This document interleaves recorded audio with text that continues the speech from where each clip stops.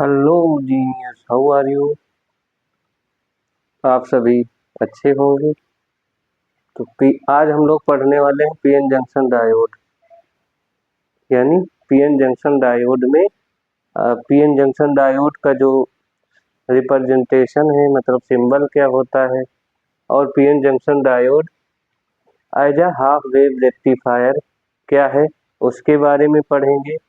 और इसका रेक्टिफायर क्या है उसको समझेंगे, और इसके यूजेस कहाँ कहाँ पर है, उन सारी चीज़ों को हम लोग समझने वाले हैं। तो सबसे पहले हम लोग समझेंगे कि पीएन जंक्शन डायोड का सिंबल क्या होता है, उसको हम लोग कैसे प्रदर्शित करते हैं। तो पीएन जंक्शन डायोड को हम इस सिंबल से प्रदर्शित करते हैं। पी को हम ऐसे बाण की तरह यानी तीर की तरह बनाते हैं, और एन को हम लोग एक स्ट्रेट रेखा की से रिप्रेजेंट करते हैं। इसको याद करने का एक तरीका है कि हम लोग पी बनाना चाहें तो किधर बनेगा, इसी साइड में बनेगा। ये तो इस वाली साइड में पी बन जाएगा आराम से। तो ये पी क्षेत्र होगा, यानी पी रीजन होगा, और ये वाला एन रीजन होगा। याद करने का यही एक तरीका है इसका। तो PN junction diode as a half wave rectifier क्या है, उसको आज हम लोग अच्छे से समझेंगे। जो भी डाउट्स हैं वो सारे आज दूर हो जाएंगे। तो व्हाट इज अ रेक्टिफायर। तो रेक्टिफायर मीनिंग आती है कि जो रेक्टिफायर क्या होता है, यानी आध तरंग दृष्टिकारी क्या होता है, दृष्टिकारी क्या है। तो दृष्टिकारी जो है हमारा, यानी रेक्टिफायर ये सिंपल कार्य ये करता है कि हमारे पास जो एसी होती है, मतलब प्रत्यावर्ती धारा को डीसी में, मतलब डायरेक्ट करंट में बदलता है। यानी रेक्टिफायर जो होते हैं वो हमारे एसी प्रत्यावर्ती धारा को डीसी मानी मीन डिस्ट धारा में बदलने के लिए उपयोग में लाए जाते हैं। यानी एसी को डीसी में कन्वर्ट करते हैं रेक्टिफायर। तो रेक्टिफायर का उपयोग हमने समझ ही लिया है। और रेक्टिफायर के यूजेज कहाँ कहाँ पर होते हैं। तो रेक्टिफायर का यूज जैसे हमारी जितनी भी इलेक्ट्रॉनिक डिवाइस हैं, जैसे पुरानी वाली जो टीवी आती थी उनमें एसी डायरेक्ट एसी में वोल्टेज फ्लैक्चुएट होता रहता है। डीसी में क्या होता है, वोल्टेज स्थिरता आ जाती है, वोल्टेज में जो है स्थिरता आ जाती है, इसलिए वहाँ पर हम लोग यूज करते हैं। हमारे चाहे वेल्डिंग मशीन हो, यहाँ पर भी यूज किया जाता है रेक्टिफायर को। वेल्डिंग मशीन में जो जोड़ने वेल्डिंग वाली मशीन होती है वहाँ, और हमारे जो कंप्यूटर्स हो गए, इलेक्ट्रॉनिक डिवाइस है, यहाँ सब में हम लोग रेक्टिफायर्स का उपयोग करते हैं। यहाँ तक कि हम लोग जो है सोलर पैनल में भी रेक्टिफायर का उपयोग करते हैं, क्योंकि डीसी जो करंट होती है वो फ्लैक्चुएट नहीं होती है, यानी वो उसमें स्थिरता होती है, स्टेबलाइजेशन होता है उसमें। तो हम लोगों ने समझा है कि रेक्टिफायर के उपयोग क्या है। तो जितनी भी इलेक्ट्रॉनिक डिवाइस होती है उन सभी में रेक्टिफायर का उपयोग किया जा रहा है। और व्हाट इज अ यूजेज हम लोग इसके समझ ही नहीं। What type of transformer use, यानी इसमें जो ट्रांसफार्मर है कौन से यूज होते हैं। तो बेसिकली हमारे स्टेप डाउन ट्रांसफार्मर ज़्यादातर यूज किए जाते हैं, और कहीं कहीं पर जो है हम लोग स्टेप अप ट्रांसफार्मर भी यूज कर लेते हैं। जो पुराने वाले टीवी आते थे वहाँ पर, या कंप्यूटर्स, वहाँ हम लोग स्टेप अप ट्रांसफार्मर का उपयोग कर लेते हैं।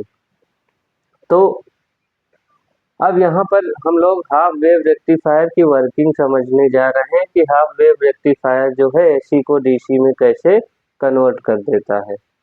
तो हमारे पास यहाँ पर एक प्राइमरी कुंडली लेते हैं, मतलब ट्रांसफार्मर लेते हैं, उसमें प्राइमरी कुंडली है, सेकेंडरी कुंडली है।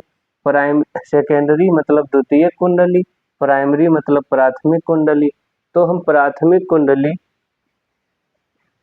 और द्वितीय कुंडली, तो द्वितीय कुंडली में हम लोग एक डायोड लगा देते हैं। डायोड लगा देते हैं। अब जब हम यहाँ AC वोल्टेज देते हैं प्राथमिक कुंडली में तो होता क्या है, AC हम लोग जानते हैं कि AC जो है लगातार फ्लक्चुएट होती रहती है, plus minus plus minus plus minus में लगातार हाफ हाफ साइकिल में चेंज होती रहती है उसकी फ्रीक्वेंसी।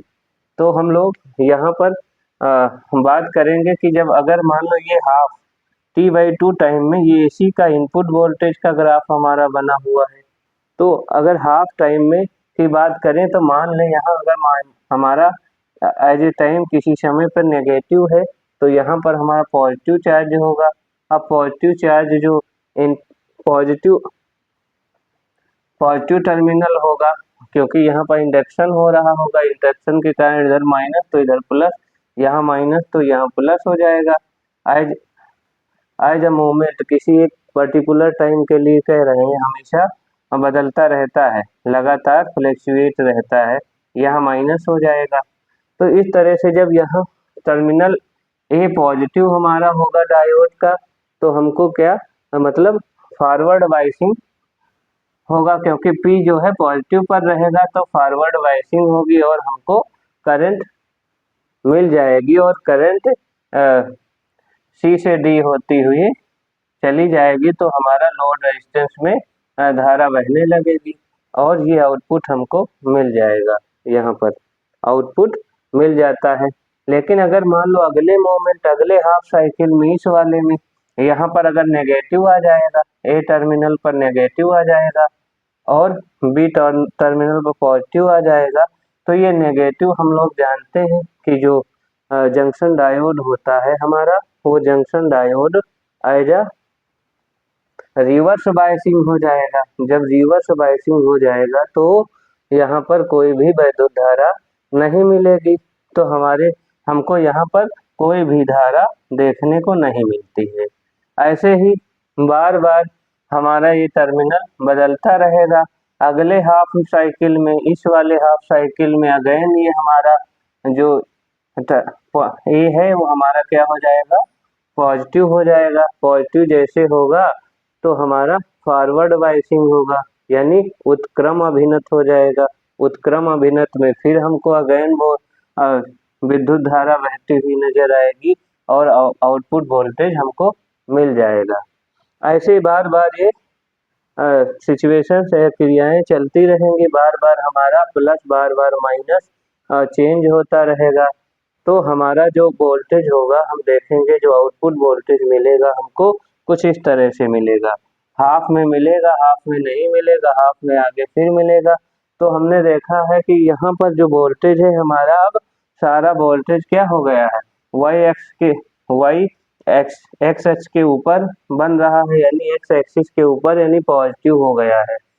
अब उसमें फ्लैक्चुएशन नहीं है, यानी अब वो उसमें स्थिरता आ गई है, स्थिरता आ चुकी है।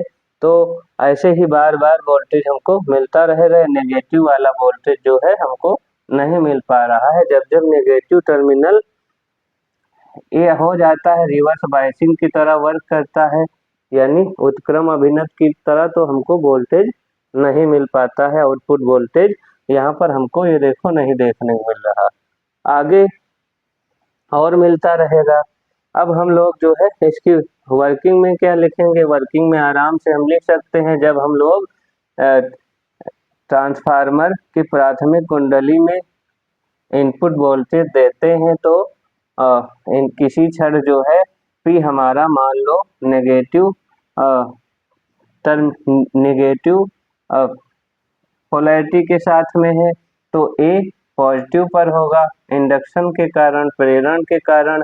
इस प्रकार हमारा A जब पॉजिटिव होगा तो PN जंक्शन डायोड वर्क करेगा जब फॉरवर्ड बायसिंग, तो हमको आउटपुट वोल्टेज मिल जाएगा, निर्गत वोल्टेज मिल जाएगा। और जब हमारा किसी क्षण मान लो किसी मोमेंट पर हमारा P as a positive polarity होगा तो इधर नेगेटिव होगा, तो हमारा जो है PN जंक्शन डायोड वर्क करेगा एज अ रिवर्स बायसिंग, तो हम लोगों को वोल्टेज नहीं मिल पाएगा। ये देखने को मिल रहा है इस वाले में, रिवर्स बायसिंग की तरह यहाँ पर नहीं मिल रहा है। ऐसे बार बार हाफ साइकिल में हमको आउटपुट वोल्टेज मिलेगा जब पॉजिटिव पी, जब ए टर्मिनल एज पॉजिटिव वर्क करेगा तो हमको वोल्टेज देखने को मिलेगा, और जब नेगेटिव पोलैरिटी पर होगा तो नहीं देखने को मिलेगा। इस तरह हम लोग इसको हाफ वेव रेक्टिफायर में अब कन्वर्ट कर चुके हैं, यानी जो भी हमने एसी प्रत्यावर्ती धारा जो थी हमारी अब डीसी में बदल चुकी है as a half wave rectifier. तो आशा करते हैं आप सबको ये जानकारी बहुत अच्छी लगी होगी, और अच्छी लगी है और भी जानकारी जानने के लिए हमसे जुड़े रहें और शेयर सब्सक्राइब और फॉरवर्ड करते रहें, जिससे और लोगों को भी लाभ मिलता रहे। धन्यवाद।